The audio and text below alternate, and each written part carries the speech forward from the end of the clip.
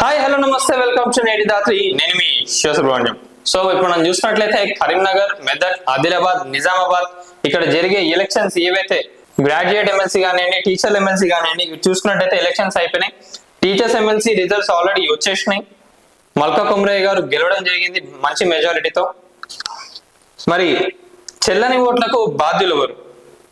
మనం అనుకుంటాం కదా, గ్రాడ్యుయేట్స్ కానివ్వండి, టీచర్లు కానివ్వండి, వీళ్ళందరూ కూడా చాలా తెలివైన వారు. వీళ్ళని ఎవ్వరు కూడా అసలు బీట్ చేయాలన్న యాంగిల్లో ఈ టీచర్లు కానివ్వండి, చదువుకున్న వాళ్ళందరికీ అదొక యాటిట్యూడ్ అనేది ఉంటుంది వాస్తవంగా.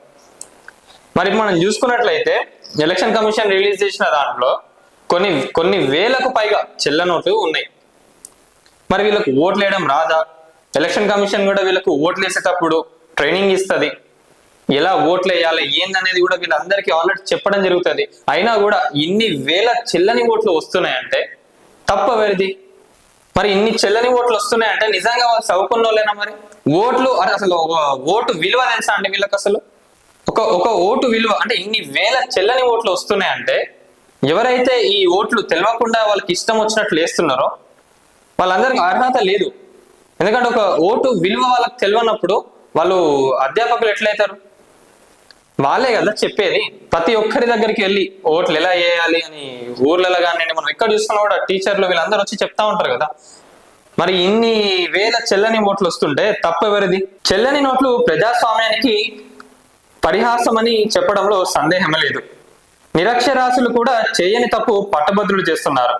నిజంగా మన ఊర్లలో తీసుకున్నట్లయితే ఎవరైనా చదువుకొని వాళ్ళు ఉంటే వాళ్ళు వేరే వాళ్ళ దగ్గరికి పోయి, బాబు పలానా ఈ ఓటు ఎట్లా వేయాలో చెప్పండి, నాకు తెలియదని వాళ్ళు నిజంగా అసలు వెరీ డౌన్ టు ఎడుతుంటారు. వాళ్ళు పోయి అడుగుతారు మంచిగా.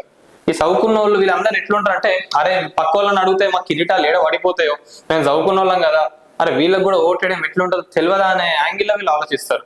మరి దానివల్ల ఏం నష్టం అవుతుంది ఏందనేది చెప్పలేదు. మనం చూసుకున్నట్లయితే నార్మల్గా ఇన్ని వేల ఓట్లు చెల్లని ఓట్లు పడుతున్నాయంటే చాలా మంది కూడా ఒక్క ఓటుతోని 2 ఓట్లతోని గెలిచేవారు కూడా ఉంటారు. వాళ్ళ పరిస్థితి ఏంది? మరి ఆ క్యాండిడేట్ మంచి క్యాండిడేట్ అయి ఉండవచ్చు కదా, ఆ క్యాండిడేట్ పొలిటికల్ జీవితాన్ని నాశనం చేసినట్లు అవుతుంది కదా. తెలియదు అన్నప్పుడు పక్క వాళ్ళని అడిగినా, ఇప్పుడు ఇన్ని వేల చెల్ల నోట్లు వస్తున్నాయంటే పక్క వాళ్ళని అడిగో ఎవరినో అడిగో ఆ ఓట్లు వేస్తే ఇంకో అభ్యర్థికి అవకాశం ఏది? గెలిచిన అభ్యర్థి ఇంకా భారీ మెజారిటీతో గెలిచేటోళ్ళేమో, లేదా తనకన్నా కిందున్న సెకండ్ అభ్యర్థి ఎవరైతే ఉన్నారో వాళ్ళు గెలిచేటోళ్ళేమో. మరి ఇది ఇప్పటి నుంచేలానే కాదు, మనం గత కొన్ని సంవత్సరాల నుంచి చూసుకుంటే కూడా చాలా కొన్ని వేల చెల్లని ఓట్లు వస్తున్నాయి. మరి ఎలక్షన్ కమిషన్ తప్పనట్లే కదా ఇది. ఇన్ని గరం వస్తున్నా కూడా ఇంకా ఎవరికి కూడా అవగాహన రావట్లేదంటే ఇంకెంత సర్వే చేయాలి దీనిపైన, ఇంకెంత మందిని పంపించి చెప్పేయాలి? ఊర్లలో ఎవరైతే ప్రజలు ఉంటారో వాళ్ళందరూ ఇంకా మంచిగా ఇస్తారు ఓట్లు సంతోషంగా వచ్చి. ఎన్నికలు వచ్చిన ప్రతిసారి దేశవ్యాప్తంగా 100 కోట్లు ఖర్చు చేసి ఉద్యోగులకు, టీచర్లకు ట్రైనింగ్ ఇస్తుంటారు. పట్టభద్రులకు, ప్రజానికానికి ఓటు ఎలా వేయాలో కూడా మోడల్ కండక్ట్లు ఏర్పాటు చేస్తుంటారు.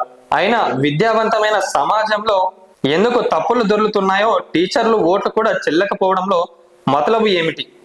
కావాలని కొంతమంది టీచర్లు చేసిన పొరపాట, లేక వారికి కూడా సరైన అవగాహన లేదనేది నిజంగా తెలుసుకోవాలి.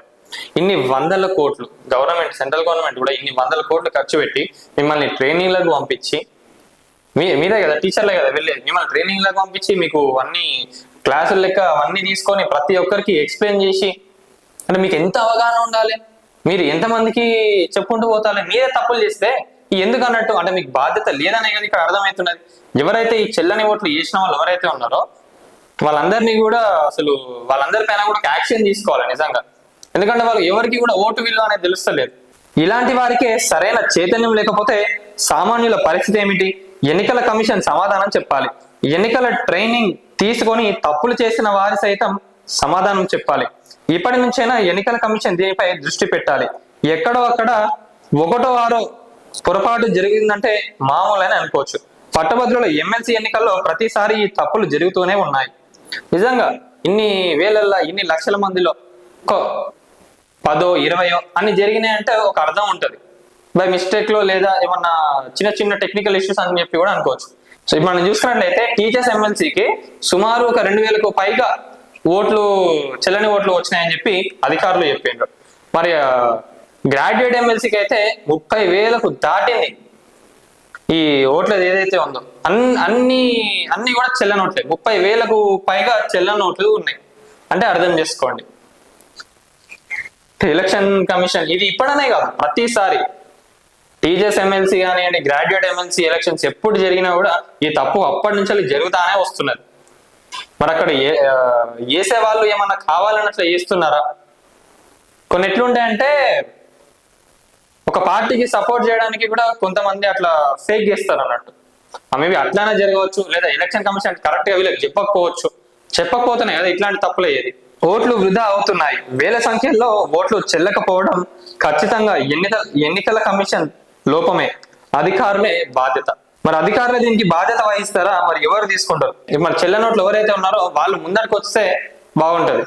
లేదు మీ వల్ల ఎప్పుడు కూడా మేము ఇట్లానే ఓట్లు వేస్తాం, మాకు తెలియదు, మేము అడిగితే మాకు కిరీటాలు పడిపోతాయి అనుకుంటే మాత్రం మీకు నిజంగా ఓటు హక్కు ఇవ్వడం కూడా వేస్ట్ ఆఫ్ టైం చెప్పాలంటే కూడా. ఇన్ని కోట్లు ప్రభుత్వం కూడా ఇన్ని కోట్లు మీ పైన ఖర్చు పెట్టి మీకు ట్రైనింగ్ ఇచ్చి ఇవన్నీ చేస్తుంటే మీరేమో ఇట్లా ఇష్టం వచ్చినట్టుగా దాన్ని లెక్క లేకుండా తీసి పడేసినట్లుగా చేయడం ఎవ్వరు కూడా అసలు కరెక్ట్ కాదు. కాస్త ఆలోచించండి. టీచర్లు కానివ్వండి, ఎవరైతే ఈ గ్రాడ్యుయేట్స్ ఉన్నారో మీరందరూ చెప్పాలి. ఎవరికైతే దీనిపైన అవగాహన లేదో వాళ్ళందరికీ కూడా వీళ్ళందరినీ తాటి లేపాలి. మనమే ఇట్లాంటి తప్పులు చేస్తా ఉంటే ఇక ఫ్యూచర్ ఎలా ఉంటుందని ఆలోచించుకోండి మీరే. మాదేమున్నది అంటారు అప్పుడు ఒక మాట మిమ్మల్ని అన్నప్పుడు మీకు అది ఎంత బాధ కలిగిస్తుందో ఆలోచించండి. అంటే చదువుకున్న వాళ్ళు మీరే చక్కగా చేస్తలేరు, మమ్మల్ని ఏంది మీరు అనేది అని అంటారు ఇక లాస్ట్ లో. అందుకే ఎలక్షన్ కమిషన్ కూడా దీనిపైన ఒక నజర్ వేయండి. ఇక్కడనే కాదు, మనం తెలంగాణలోనే కాదు, ఎక్కడ చూసుకున్నాడు దేశవ్యాప్తంగా ఇలాంటి ప్రాబ్లం జరుగుతానే ఉంటది. చెల్లని ఓట్లకు ఏదైనా పరిష్కారం తీసుకురండి తొందరగా. ఎందుకంటే ప్రతి ఒక్క ఓటు చాలా ఇంపార్టెంట్. ప్రతి ఒక్కరు కూడా ఈ వీడియోని వైరల్ చేయండి, షేర్ చేయండి. అట్లనే నేటి Dhatri channel like, share and subscribe చేయండి. Thank you.